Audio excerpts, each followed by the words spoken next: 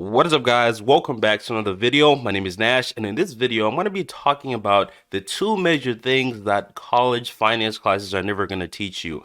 Now, if you have taken a college finance class, or if you are going to take a college finance class, you're going to be introduced to a financial calculator. Okay, so my first thing is going to be the resources that I actually used. So in college, you're going to be using the financial calculator to calculate things like present value, future value, and you're going to be allowed to use this on exams, quizzes, maybe homework.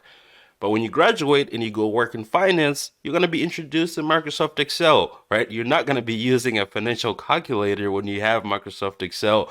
So for the most part, you're never going to use it again when it comes to the financial calculator. So that is a resource that is not used outside of college. So if some colleges actually do teach Microsoft Excel, they have some courses, they have, different things. You get to learn to use it to a certain extent. If you're doing like a little bit of financial modeling, you'd be able to kind of like dabble in that. But if students were able to use Microsoft Excel for everything, for exams, right? Instead of using a financial calculator, you're forced to use Microsoft Excel to use the formulas and functions in order to come up with the answers and to do your homework, exams, and everything. That would be a lot more useful than using a financial calculator, which is not used in the real world. Now, we can go into other things like Sage Intact, which is the software that is used by a lot of companies to for accounting purposes and finance purposes as well. So it's kind of like a database where information is stored. So if you have transactions, debits and credits and things like that, it's all stored in there. But then when you have to generate maybe an income statement, or if you want to see bank balances or things like that, you'd be able to just generate that using that. So when you go back to college, you're going to learn how to build these things from scratch. You're going to learn how to build it in Microsoft Excel. You're going to learn how to read line by line, which is important, but it's also important to understand the software that is used outside of college, which is kind of like the resources that I actually use in the real world. We can even look at a resource like QuickBooks, right, which is used by smaller companies. Colleges don't really teach you that. You have to go out there and learn on your own. Now, the solution to this is that you have to learn that on your own, right? You can,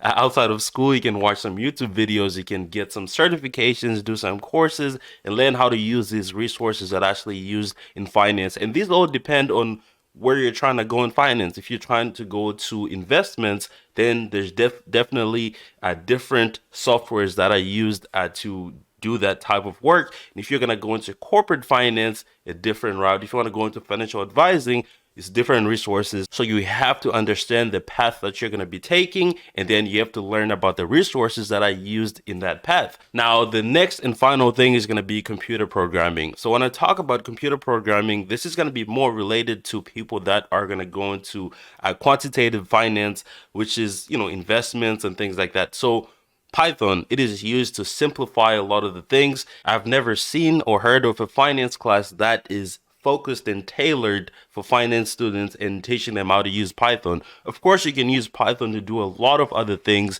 but if there was a class or, a class that focused on just the finance part of it, how can you use this programming language to do finance things, right? That would be great. Now, this is more specific to people that are going to go into quantitative finance. But on the other hand, we also have SQL, which is a query language that can be used to grab data from a database and arrange that data, and it's used for data analysis, which is what finance is for the most part. So if you go any route in finance, there's going to be data. You're working with data, so it's important to understand how to analyze data. Now, if you understand how to use SQL, you're going to be able to do it faster. You're going to be able to understand the data on a different level than someone who's just, who does not understand that. So the solution to this is obviously going to be learning on your own. And if your college does not offer a Python class for finance students, just go ahead and take the regular Python programming class,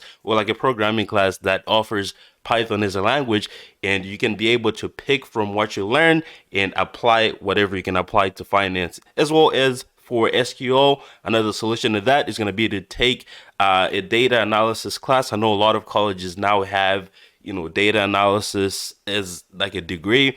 So if you are able to take a data analysis class, you'd be able to understand how to use SQL and you can apply this to your finance job. All right, so those are the two biggest things that college finance classes do not teach you while you're in college, but you can obviously learn these things on your own. You can find workarounds where you can actually learn this. So the biggest thing to take away from this is you have to really understand your path, right? When it comes to the first one, which is the resources that are actually used, right? If you're going to go into investments, right, it's important to understand how to use the Bloomberg machine, right? You can watch some videos, you can do a bunch of things. Now, on the other hand, the computer programming part, if you're going to go into quantitative finance, you might need to learn Python. It will help you. It will definitely give you an advantage over someone who does not know how to use Python. SQL is important when you interact with the database, right? You can take a data analysis class in order to have exposure to that. But that is pretty much it. Let me know if I missed anything. Let me know if you want to add anything else to this in the comment section below. But thank you so much for watching, guys. Make sure to go ahead and hit the subscribe button below if you haven't already, and I'll see you on the next one. Peace.